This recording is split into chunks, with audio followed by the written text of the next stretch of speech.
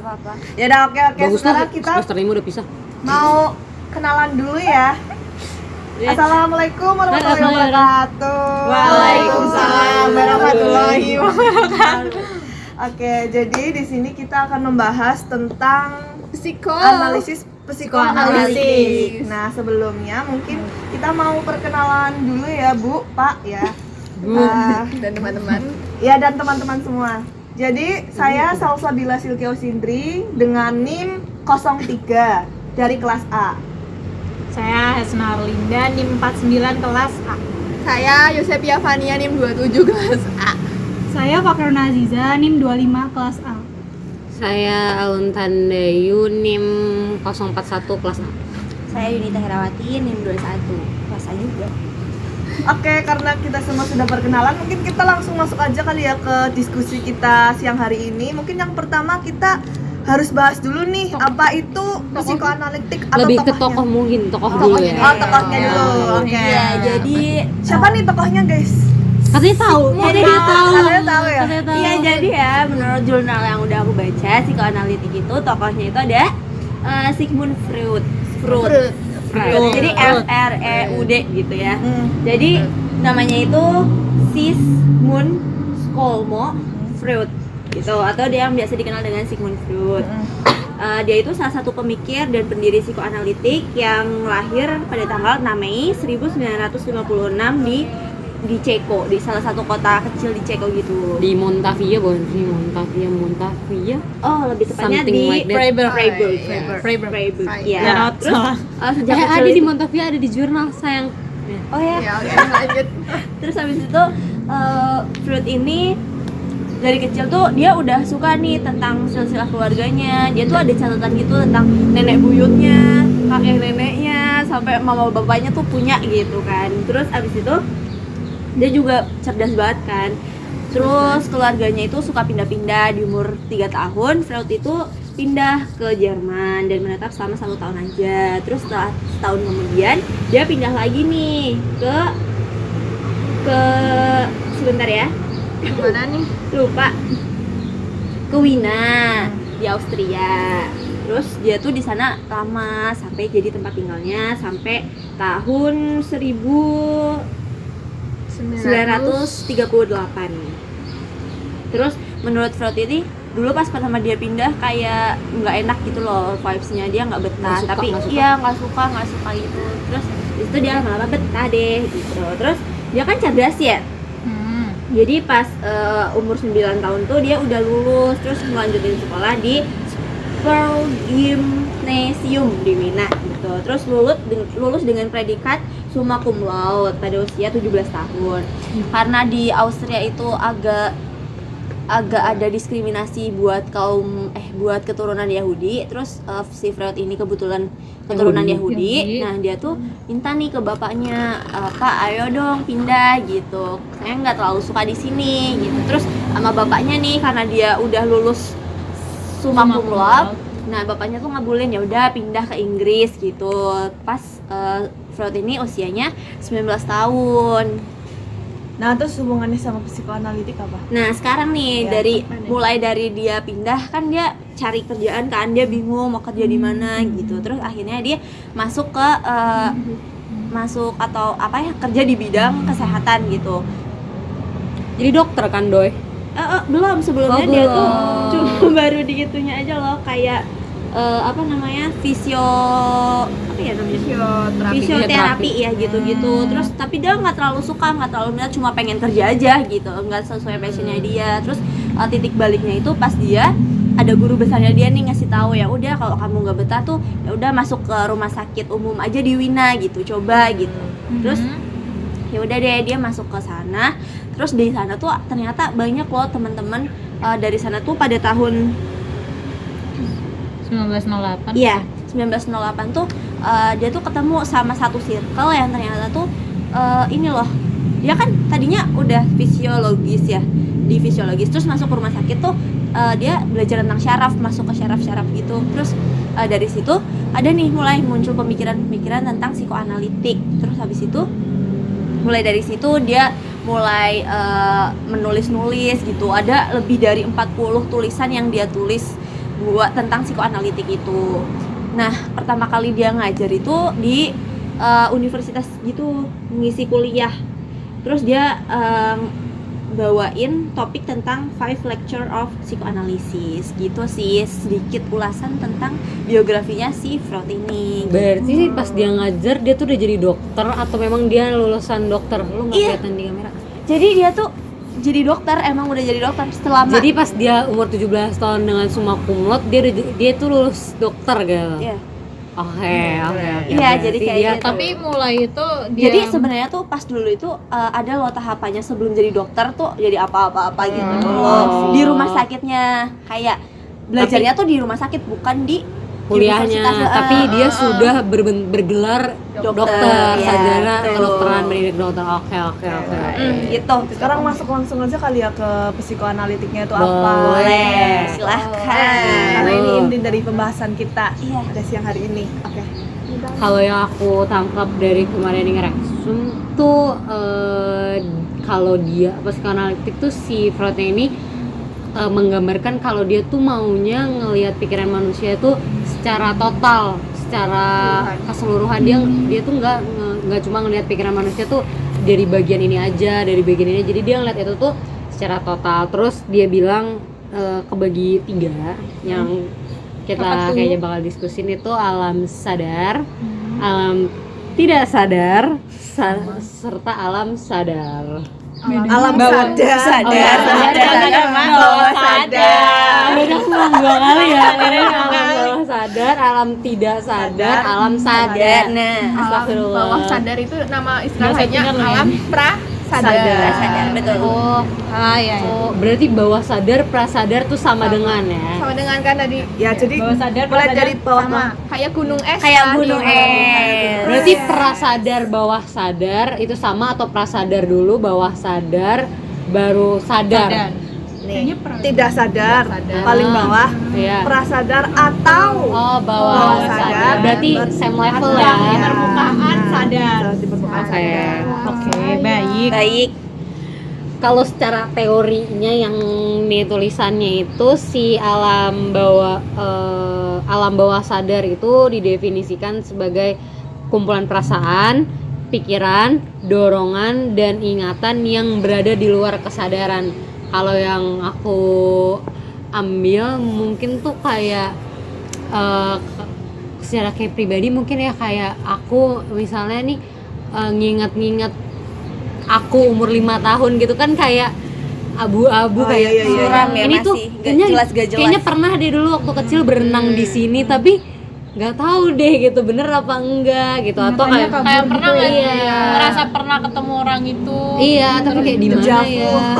Jadi kayak ingatannya burem-burem gitu, atau kalau misalnya kayak kebiasaannya itu pakai sepatu misalnya selalu pakai dari kanan, pakai segala sesuatu iya. pakai dari kanan karena iya. itu tanpa kita iya, sadari udah iya, karena itu nilai yang orang tua kita ajarin kan. Jadi Tapi kayak kalau orang kidal berarti juga termasuknya dia tidak sadar pakai mungkin dari iya, Iya, benar bisa sih. jadi Itu jadi masih dia ya, bawah sadar. kebiasaan. jadi dia habit, terus akhirnya oh berarti kemampuan tangan kiri aku lebih unggul ketimbang kemampuan Tangan kanan. kanannya, Jadi gitu. secara dia secara nggak sadar dia tidak pasti sadar. lakuinnya pakai tangan kiri.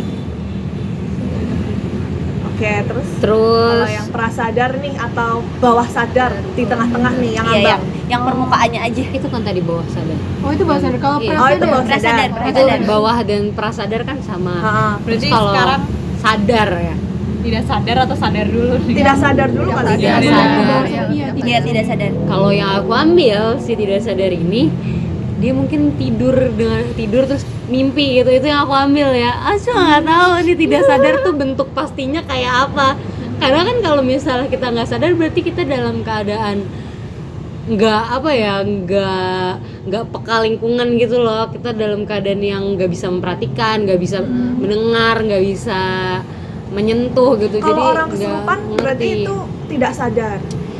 Nah, kesurupannya aja kan itu bukan sesuatu yang bisa dibuktikan ya secara ilmiah. Jadi mungkin Tapi bisa dibilang tidak sadar loh. Iya bisa dibilang, cuma kalau misalnya kesurupan dimasukin contoh bisa, cuma nggak tahu itu diagnosisnya gimana. Mungkin sakit jiwa, pasien sakit jiwa. Oh iya Oke. benar. Atau bipolar. Kalau bipolar tuh Tiba-tiba atau- dia emosinya naik terus itu marah. kepribadian ganda atau bipolar? Justru kalau misalnya menurut aku bipolar, mereka aware.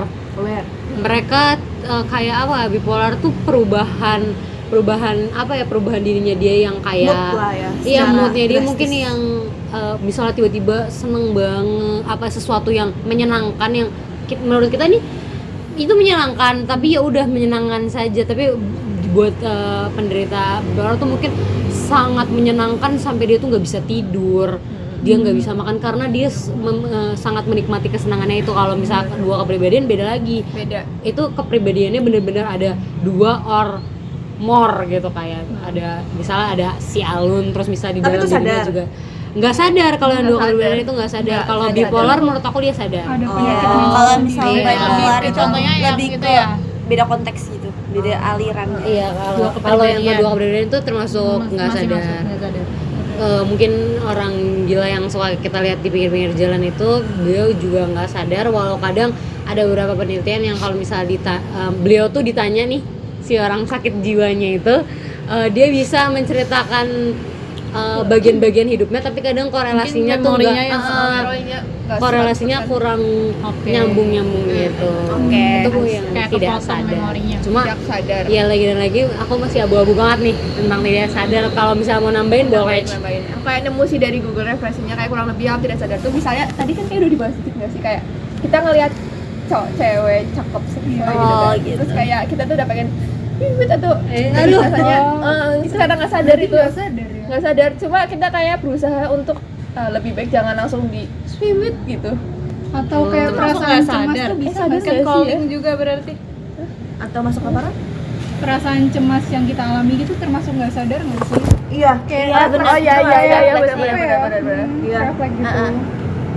Nah itu karena dibatasin sama ego yang tadi kita udah sempet singgung. Mungkin nanti kita Nanti bahas akan kita selanjutnya. bahas. Iya, boleh dibahas nih. Oh ya, aku mau nambahin Melihat waktu. Oke, boleh Elsa silakan. yang itu bawah sadar itu mungkin bisa nih masukin kasus misal seorang anak kecil yang dia itu ngikutin adegan dalam film yang bunuh-bunuhan atau iya, misal film benar-benar. tonjok-tonjokan, film bertengkar berkelahi, terus di dunia nyata tuh dia menerapkan itu karena dia secara tidak sadar, secara di alam bawah sadarnya dia tuh kayak nggak sadar kalau itu perilakunya salah, nggak boleh dilakuin, jadi dia tuh Benar. ngikutin yang ada di dalam film itu, itu termasuk nggak sih? Berarti dengan kata lain, kalau bawah sadar itu kayak bisa dibawa ke alam sadar gitu nggak sih? Iya, jadi ngambang gitu loh.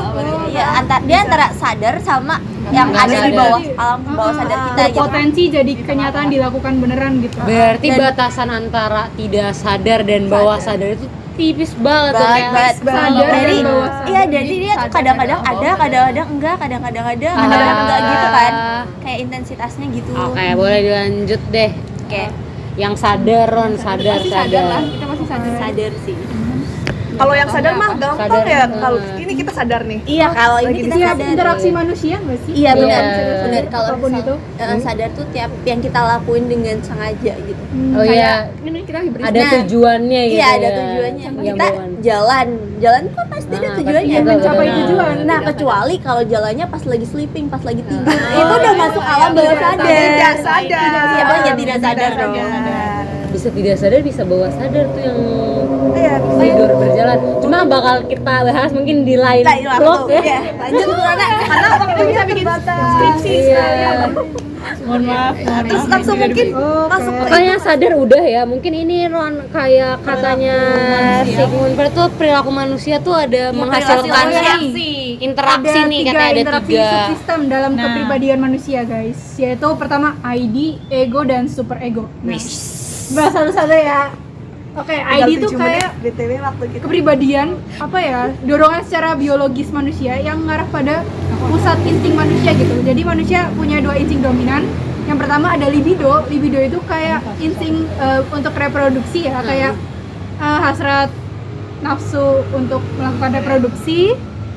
Terus kemudian yang kedua ada thanatos, yaitu insting destruktif yang bersifat agresif atau biasa disebut dengan insting kematian. Jadi si ID ini melahirkan suatu keinginan manusia gitu, tapi nggak bisa memuaskan semua keinginannya. Gimana teman-teman? Ada tambahan lain mungkin? Cukup. Boleh tambahin mungkin Fania gitu. Aja lah ya, ID kan, jadi ID itu untuk memenuhi kebutuhan dasar kan. Kalau misalnya ya seperti kita tahu tadi libido kan ada arah ke reproduksi Seksual gitu ya. seks itu ada kebutuhan Dasar. Biologis seperti yang biologis. Iya, kebutuhan biologis. jadi ya kita ada insting kan biasanya Iya, kalau betul. mau ngelakuin, Benar. atau ya biasanya misalnya kita insting haus ya udah kita minum. Nah, betul. Maksudnya itu masuk libido juga kan? Bukan libido, itu lebih ke thanatos sih Itu libido. Oh, iya, libido, bener, keinginan insting kehidupan. Oh, yang berarti nggak cuma reproduksi. enggak, kebutuhan dasar tuh ada makan, minum, dan seks. Iya. Makasih koreksinya. Mungkin dari Elsa atau Hasna bisa menambahkan. Kebutuhan dasar makan, minum, dan thanatos seks. mungkin. Kalau thanatos kayak gimana? Thanatos. Kalau Thanatos itu tadi kan sempat disinggung juga ya, itu tuh kayak insting destruktif yang bersifat agresif. Mungkin ini lebih mengarah ke hal-hal yang bersifat negatif, merusak gitu loh, kayak hasrat hewani yang tadi juga sempat dinotis, berkaitan juga sama yang ego kayak gitu ya. Mungkin di sini lebih mengarah ke perbuatan seseorang yang mana dia itu apa ya? Ini berkeinginannya sangat menggebu-gebu, menghalalkan segala cara, Oh iya benar. dan dia tidak memikirkan bagaimana dampaknya terhadap lingkungan sekitarnya seperti apa. Dia tuh mau nggak mau harus ngelakuin ini, dan gue caranya seperti ini, entah itu merusak, mencuri, membunuh atau apapun itu dia lakukan karena instingnya udah nggak ada kayak kemanusiaan, humanismenya minus, jadinya destruktif gitu. Oh, berarti Egois kalau ya. dimasuk ke interaksi yang tadi broadcast itu berarti super egonya nggak ada atau Iya, ya? udah nyampe benar. Super egonya tuh egonya. udah tutup. Dia udah boleh bisa jelasin ego dan super egonya dulu. Egonya dulu. Gimana nih? Egonya dulu ya. Jadi itu seperti tadi sebutin ya, kita punya hasrat hewani sama rasional. Hewani itu yang kayak ya ibaratnya kebalikan dari rasional lah, udah nggak masuk akal gitu. Nah, di ego ini sebagai mediatornya, kayak ibaratnya woi jangan sampai lu kayak hasrat hewani, itu tuh harus berpikir secara rasional. Kayak contoh dasarnya ya yang gampang aja, misalnya kita makan junk food ya, tapi makan tiap hari. Terus ya kita kayak di dalam super ego kita kayak rasa hasrat hewaninya kayak bilang makan aja tuh junk food tiap hari, tapi secara rasional tuh kayak dibilang nanti di masa depan lu sakit-sakitan karena makan junk food mulu. Iya. Semangat sementara ya. Iya, bakal nyesel di kedepannya. Atau ada contoh yang lain nih dari kalian? Udah kali ya, Oh, udah cukup sih. ya. Mungkin Coba itu dilanjut super ego. aja. Oke. Udah Super jelas ego, sih, super mantap. ego. Kalau super ego ini tuh lebih didasarkan pada moral ya. Super ego tuh merupakan hati nurani yang lahir dari internalisasi norma sosial dan budaya masyarakat. Super ego tuh pasti memaksa ego untuk tunduk dalam hasrat yang tidak berlainan ke alam bawah sadar. Jadi kayak sebenarnya kalian mau ngelakuin apa ya? Sebenarnya tadi yang kalau kita sambungin ke yang atas-atas tadi, semuanya libido, terus ego kalian kan kayak yang ngerem sama mencegah. Nah, super ego itu kayak yang jadi bahan yang terakhirnya gitu. Jadi kalian kalau mau ngelakuin tindakan, iya kayak serangkaian gitu, tindakan yang semuanya tindakannya tuh berlawanan sama moral atau nilai dari masyarakat. Nah itu jadi bisa ngebantu kita untuk nggak melakukan hal-hal itu, hal-hal yang jelek karena hati nurani kita yang ngerem. Lebih ke gitu. Oh, berarti ego super ego tuh kelanjutan dari ego ya. Kayak Bisa dibilang norma dalam masyarakatnya. nilai. Bisa dihubungin langsung nggak sih? Iya. Iya, kayak dari prosesnya tuh dari kita ID dulu, terus habis itu ada ego, terus ego itu tertuang dalam super ego.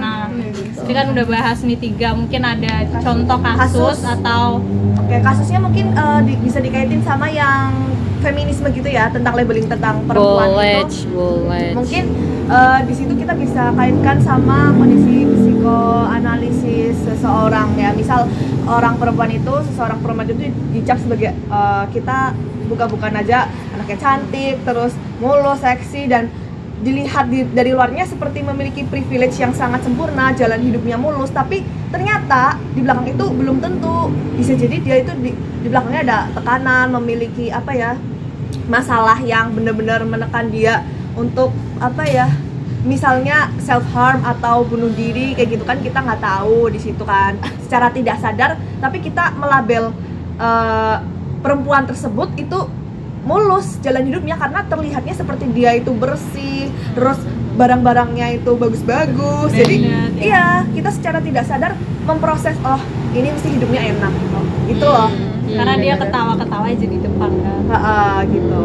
Secara nggak jadi. Ini dari teman-teman mau ada analisis lagi nih terkait itu. Ya, tadi dari bisa apa? sambungin ke ID ego dan super ego sih. Tapi dengan cara kayak gitu kita kan nggak mungkin ngomong belak-belakan kayak lu kan hidupnya enak, enggak kan? Enggak. Pasti kita batasi dalam diri kita. Benar. Dari Betul. ya dibatasi dari ego sama super ego itu. Iya. Jadi walaupun kita punya insting buat ngomong itu, tapi ego kita tuh ngeredam gitu ya, ngerem, gak usah gitu, karena Alasannya di moralnya aja, di super egonya aja kayak dinilai tuh kurang baik gitu ya. Berarti lebih ke julid aja di belakang. Ya, Tapi jajinya nggak boleh. orangnya. Nggak Jajinya boleh di sih. belakang ya. Iya, Iya sih. tapi itu nggak boleh Baik. dilakukan. analisis. Betul. Alright. Jadi Nggak boleh itulah ya, nggak boleh. itulah psikoanalis. Ya, itulah Psikoanalisis. analisis diskusi kita pada siang Yang hari kita ini. diskusikan. Jadi secara garis besar tadi udah bahas tentang ID, ego, super ego, alam bawah Alam bawah sadar, sadar, tidak prasadar, ya tidak sadar dan alam sadar. Sadar. Gitu. Kurang lebihnya mohon maaf dari kelompok kami ya, karena waktunya terbatas kita cukupkan sampai sini. Selamat siang. Dah.